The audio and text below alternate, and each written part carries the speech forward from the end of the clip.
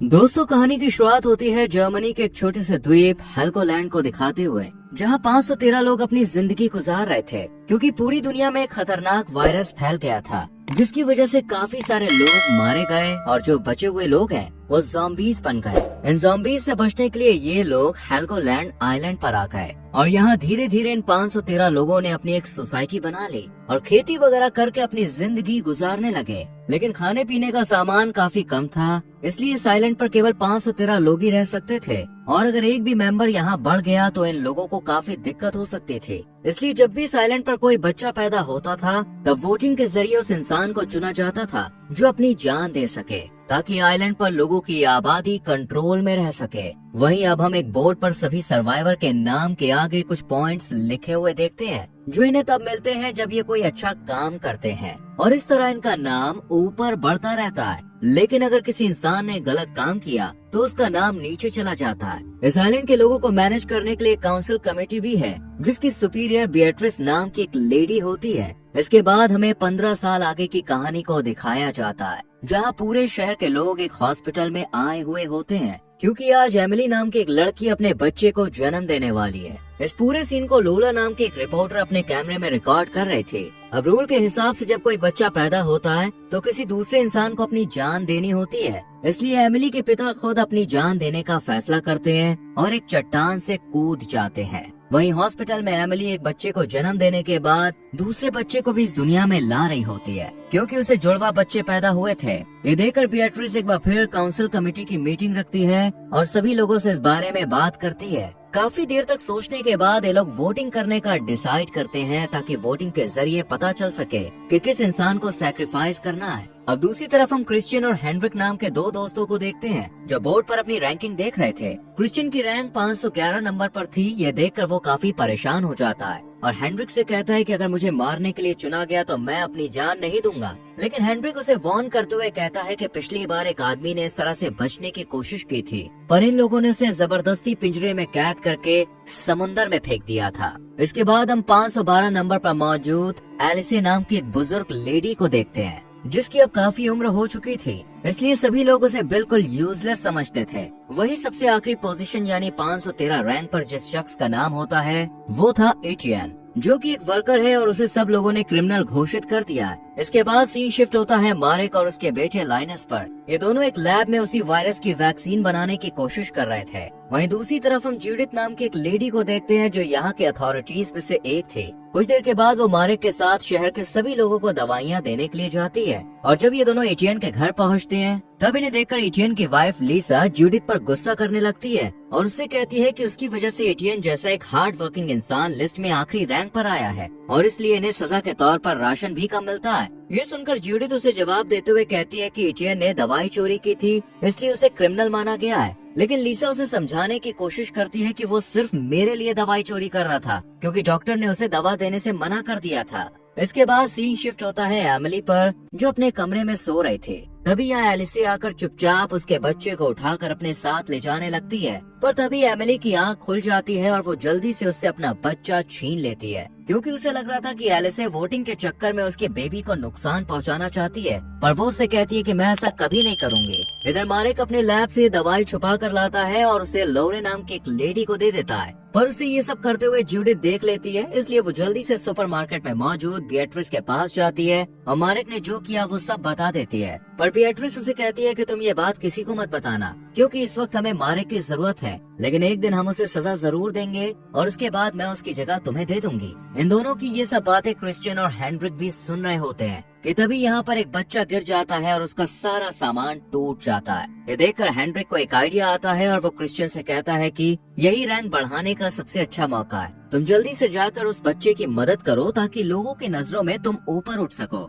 Heinrich की बात मानकर क्रिश्चियन भी ऐसा ही करता है और उस लड़के को अपना खाना दे देता है। जब बिएट्रिस उन्हें ऐसा करते हुए देखती है तो उसे काफी खुशी होती है, इसलिए वो हेनरिक और क्रिश्चियन को एक्स्ट्रा पॉइंट्स देने का ऐलान करती है। तभी हेनरिक की नजर एटियन और लीसा पर पड़ती है जो किसी स्टोर में आए हुए थे। हेनरिक के बाद अच्छी तरह से जानता था कि लीसा को राशन बहुत कम मिल रहा है, इसलिए वो उनके पास जाकर उनसे कहता है कि अगर तुम चाहो तो मैं तुम्हें खाना दे सकता हूँ। इस पर लीसा मना कर देती है, लेकिन पीछे खड़ी बेatrice इनकी बातें सुन लेती है और वो हेनरिक पर काफी गुस्सा करती है। यहाँ पर हमें पता चलता है कि असल में हेनरिक बेatrice का ही बेटा है। इसके बाद हम पीटर नाम के एक पेशेंट को मारेक की लैब में देखते हैं, जिसे जबरदस्ती बाहर के दुनिया से यहाँ पर एक्सपेरिमेंट के लिए लाया गया था और उस पर अलग अलग वैक्सीन्स का एक्सपेरिमेंट चल रहा था। वहीं दूसरी तरफ हेनरिक लीसा के पास जाकर उसे कुछ खाना ऑफर करता है और बदले में इंटीमेट होने के लिए कहता है, पर वो इसके लिए मना कर देती है। लेकिन हेनरिक फिर भी उसकी तरफ बढ़ने लगता है। तभी अचानक सायरन बज जाता है और उसे लीसा को छोड़कर बॉर्डर की तरफ भागना पड़ता है,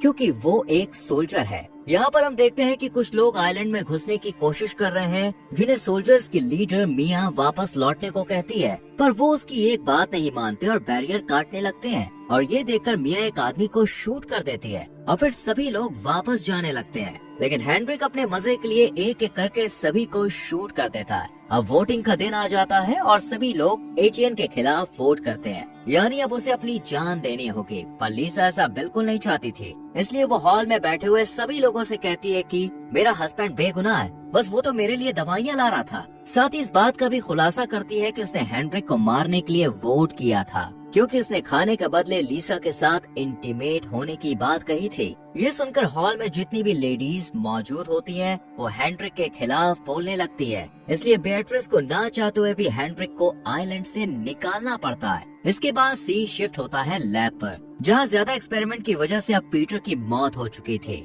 ये देखकर मारेक को काफी बुरा लगता है और वो उसकी डेड बॉडी को जलाने के बाद अपने घर आ जाता है। यहाँ उसका बेटा लाइनस उससे मिया की टीम के साथ मेनलैंड यानी बाहर की दुनिया में जाने के लिए कहता है, पर मारेक इसके लिए मना कर देता है। लेकिन लाइनस उसकी एक नहीं सुनता और अगले ही दिन कुछ सोल्जर्स के साथ बायो सूट पहनकर उनकी बोट पर चला जाता है। अब उनके साथ हेनरिक भी था, जिसे ये लोग सजा के तौर पर बाहर छोड़ने के लिए जा रहे थे। और कुछ देर के बाद ये मेनलैंड पर भी पहुंच जाते हैं, जिसके बाद एक सोल्जर हेनरिक से कहता है कि वह बोट से उतरकर नीचे चला जाए, पर वो ऐसा करने के लिए तैयार नहीं था। ये देखकर हांस नाम का एक सोल्जर गुस्से में उसे एक जोरदार मुक्का मारता है, क्योंकि उसकी बहन के साथ भी हेनरिक ने गलत काम किया था, और फिर वो जल्दी से यहाँ से भाग जाता है। दूसरी तरफ आइलैंड पर बेatrice अपनी एक एम्प्लॉय के साथ वाटर सप्लायर के एक चीफ इंजीनियर से मिलने के लिए जाती है, क्योंकि पानी का मीटर खराब हो चुका था। बेatrice जब उस इंजीनियर से बात कर रही होती है, तब उसकी एम्प्लॉय की नजर एक रेडियो पर पड़ती है, जिसे देखकर वो थोड़ी हैरान हो जाती है, क्योंकि इस आइलैंड पर रेडियो रखना इल्लीगल था।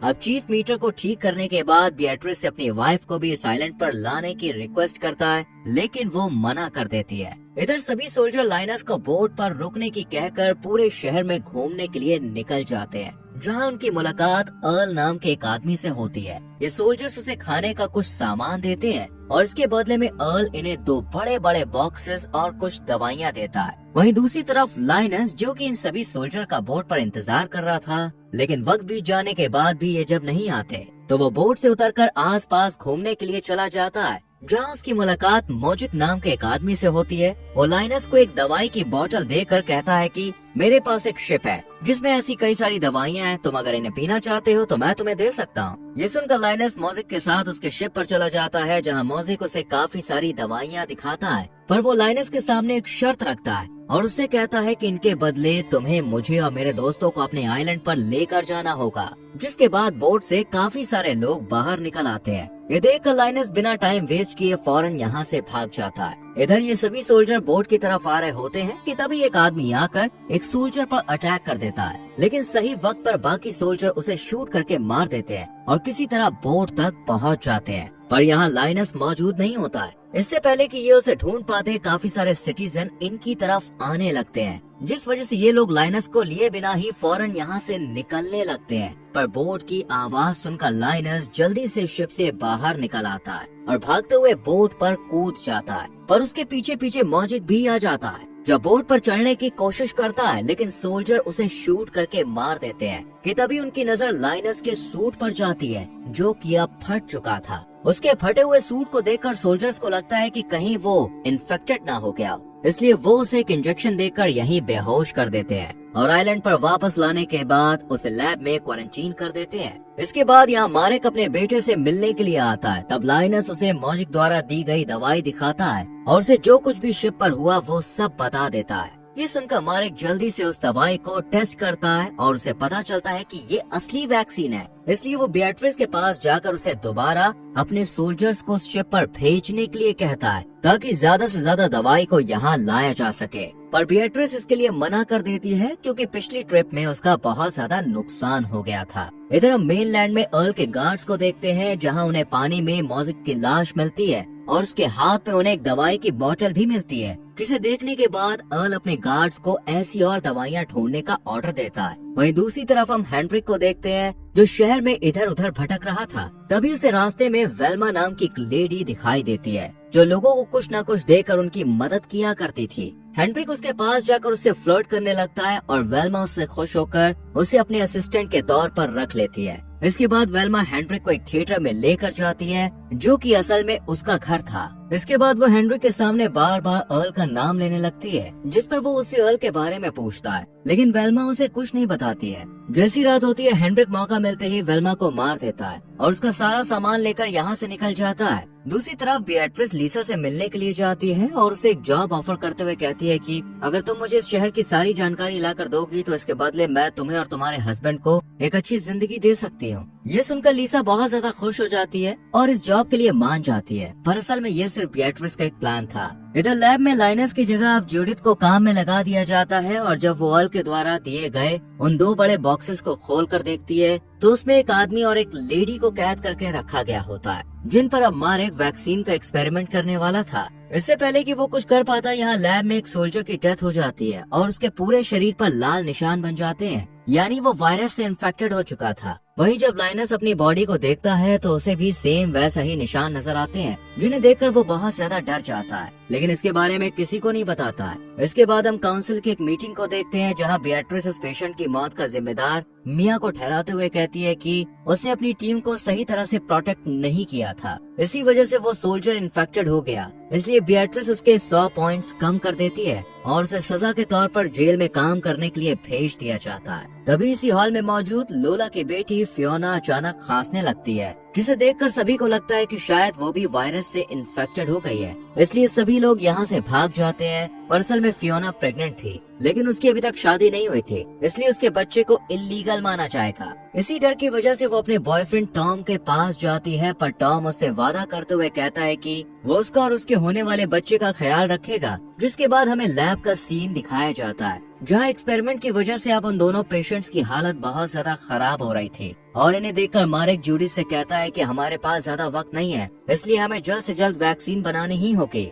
इधर आइलैंड पर अर्ल अब मॉजिक के लोगों से मिलता है और उन्हें इसकी बॉडी दिखाकर कहता है कि इसे आइलैंड के लोगों ने मारा है। अगर तुम लोग मुझे दवाई के बारे में बता दोगे तो मैं तुम सबकी जिंदा रहने में मदद करूंगा। ये सुनकर स्पार्क नाम का एक आदमी आगे आता है और अर्ल से कहता है कि मैं तुम्हारी हेल्प करने के लिए तैयार हूँ, पर इसके बदले तुम्हें मुझे आइलैंड पर लेकर जाना होगा। कुछ देर सोचने के बाद अर्ल इसके लिए राजी हो जाता है। दूसरी तरफ मारेक जेल में मिया से मिलने के लिए जाता है और उससे कहता है कि मैं तुम्हारी जेल की सजा को कम करा सकता हूँ, लेकिन इसके बदले मैं चाहता हूँ कि तुम मेनलैंड पर जाकर उस शिप से वो वैक्सीन लेकर आओ। लेकिन मिया इस काम को करने के लिए मना कर देती है। इसके बाद हम हेनरिक को देखते हैं जिसे मेनलैंड पर कैनिबल की एक गैंग पकड़ लेती है, पर हेनरिक अपनी जान बचाने के लिए झूठ बोलते हुए कहता है कि वो अर्ल के लिए काम करता है। ये सुनकर कैनिबल गैंग उसे अर्ल से मिलवाने के लिए ले जाते हैं, पर अर्ल तो उसे जानता भी नहीं था, इसलिए वो हेनरिक को मारने वाला ही होता है कि तभी वो जोर से चीख कर कहता है कि मैं बियाट्रिस का बेटा हूँ और गलती से यहाँ पे आ गया हूँ। इसके बाद वो अर्ल को वेल्मा की मौत के बारे में बताता है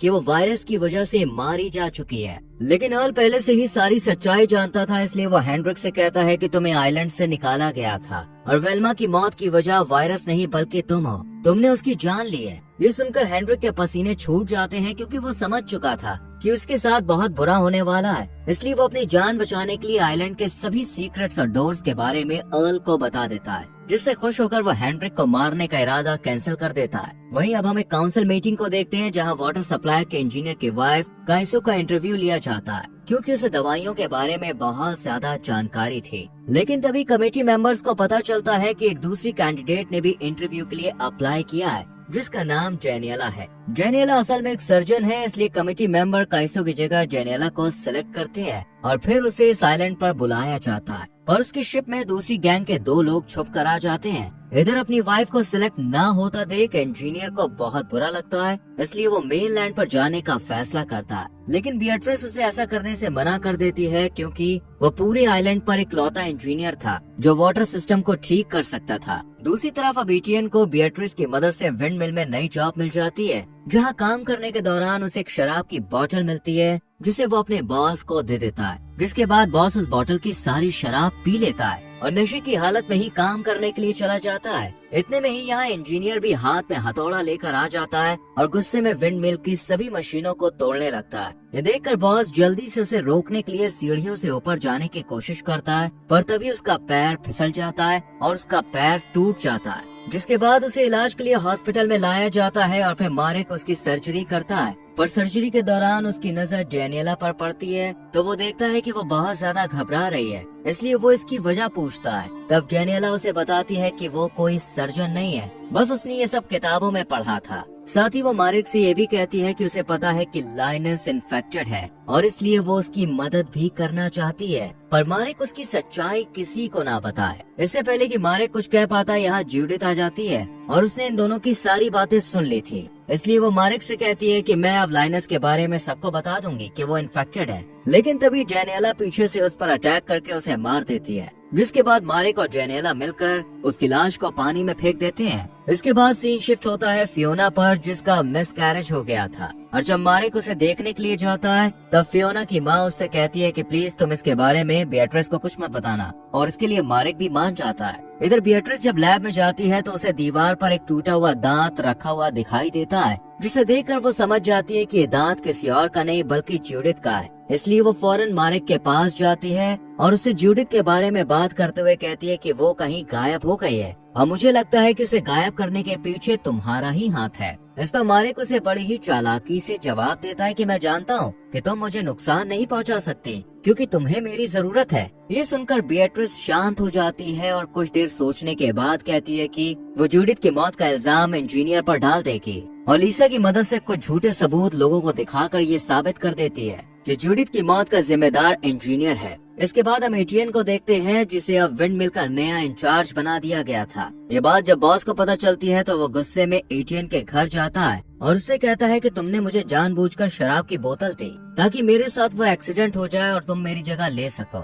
इस पर एटियन ना में जवाब देता है। अब अगले दिन इंजीनियर के पैरों को बांधकर उसे समुद्र में फेंक दिया जाता है और ये देखकर मारेक को काफी बुरा लगता है, इसलिए वो लाइनस के पास जाकर उसे सब कुछ सच बताने का फैसला करता है। और इसके बाद हमें 15 साल पहले की कहानी दिखाई जाती है, जहाँ एक दिन मारेक की मुलाकात सुपरमार्केट में काम कर रही बियट्रिस से होती है, लेकिन वो उससे कुछ ज्यादा बात नहीं करता है और अपने लैब में आ जाता है, जहाँ वो नर्स लोर के साथ मिलकर वैक्सीन बनाने का काम करता है। इधर बियट्रिस कुछ लोगों के साथ मिलकर सुपरमार्केट को अपने कब्जे में ले लेती है और फिर यहाँ की फार्मेसी को भी अपने अंडर में कर लेती है। वहीं उसकी रिपोर्टर लोला उसका वीडियो रिकॉर्ड कर लोगों के सामने यह प्रूफ करने की कोशिश करती है कि बियट्रिस इस आइलैंड का लीडर बनने के लिए एक परफेक्ट कैंडिडेट है। लेकिन वो ये भी अच्छी तरह से जानती थी कि मारेक इस फार्मेसी में काम करता है और उसके रास्ते में आ सकता है, इसलिए बियट्रिस उसे एक ऑफर देती है कि वो जो चाहे अपनी मर्जी से दवाई बना सकता है, पर वो उसके खिलाफ खड़ा नहीं होगा। मारेक तो उसकी बात मान जाता है, लेकिन आइलैंड पर जो मेयर था वो उसे अरेस्ट करने के लिए अपने अफसर भेज देता है,